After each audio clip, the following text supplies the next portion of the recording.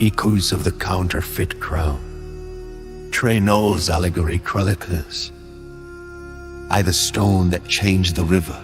King Bulan believed his conversion was a masterstroke. A diplomatic move, a spiritual awakening, a throne stabilized by an ancient identity. But heaven saw deeper. Bulan had dropped a stone into the river of time, and the ripples would never settle. What began in the Khazar steppes spread outward, into Europe, into the Middle East, into Silk Road empires, and eventually into the arteries of modern nations. The ripple became a wave, the wave became a tide, the tide reshaped borders, cultures, and destinies. The children of shadow rejoiced, for the dragon had learned a powerful truth. If you cannot defeat prophecy, confuse it. The first echo. Byzantium trembles when Constantinople learned the news. The Khazars have chosen Judaism. The empire shuddered. To Byzantine rulers, this was not merely a religious choice. It was a spiritual rebellion. The Khazars had been allies, a buffer between the empire and the Caliphate. Now they stood under a new identity neither Rome nor Mecca could claim, and so the first ripples struck Constantinople. Bishops debated Khazar legitimacy. Emperors feared a rival chosen nation. Missionaries retreated, trade cooled, policies hardened, identity had become geopolitical, and the Anunnaki watched with amused patience. The Caliphate reacts. News reached the Caliphate next. The Khazars have rejected Islam. This was not theology.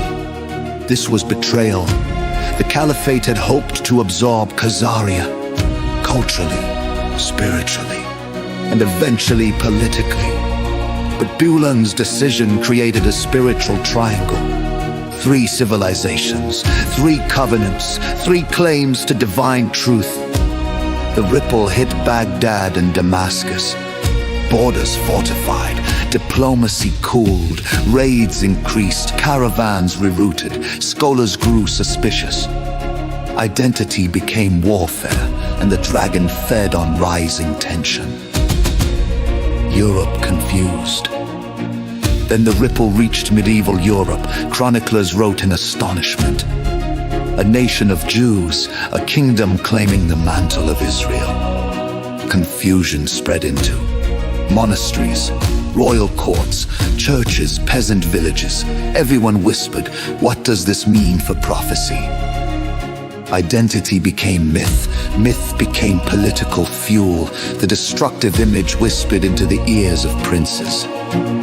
Remember, confusion is a throne. The collapse of Khazaria centuries past. The Khazar kingdom fell.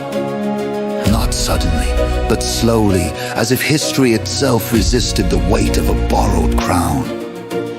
Invaders pressed in. Unity fractured. Enemies grew bold. By the 10th century, Khazaria dissolved.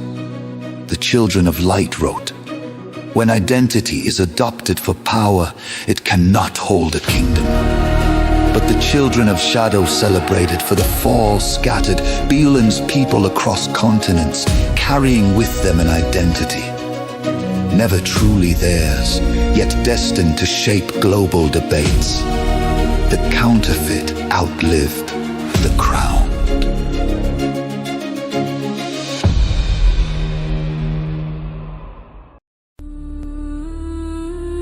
Via the scattering of names.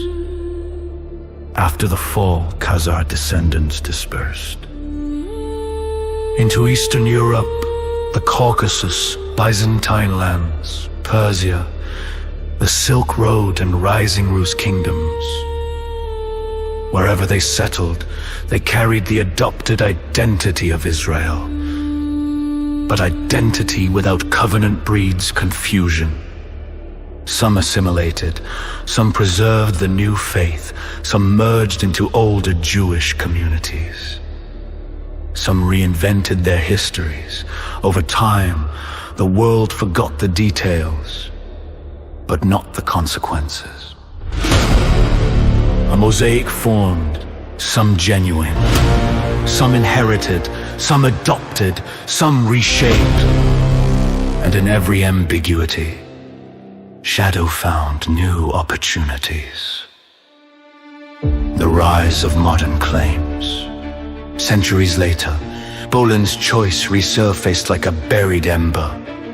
In philosophical debates, in rabbinic arguments, in political movements and genealogical claims, in national struggles, nations cried, "Who are the true heirs? Who holds the covenant? Who carries the promise?" Identity, once sacred, became a battlefield. The children of shadow had accomplished a masterpiece. Confusion that spanned continents and centuries. Eared light prepares its revelation, yet despite the dragon's schemes, the Father's knowledge is flawless. No identity swap, no political choice, no empire's decree could erase the true lineage of covenant. The children of light wrote, "The true heirs are not revealed by blood, but by obedience, not by claim, but by calling." Bulan's counterfeit could delay destiny, but not defeat it when the time of revelation comes.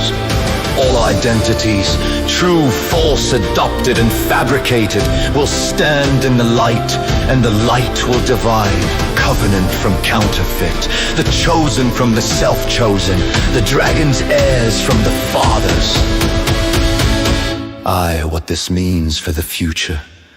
Bulan never imagined that his choice would shape religions, nations, empires, wars, prophecies, and the identity politics of the modern world. His decision was not an ending, but a prologue, a setup for new rising powers, old empires collapsing, shifting borders, spiritual deception, and the next phase of the ancient war. The ripple he created still moves through nations, through bloodlines, through prophecy. And as the chronicles march forward, the world stands on the edge of the next revelation, where light and shadow will no longer whisper, but clash openly. The counterfeit crown has echoed long enough. The true one is waking.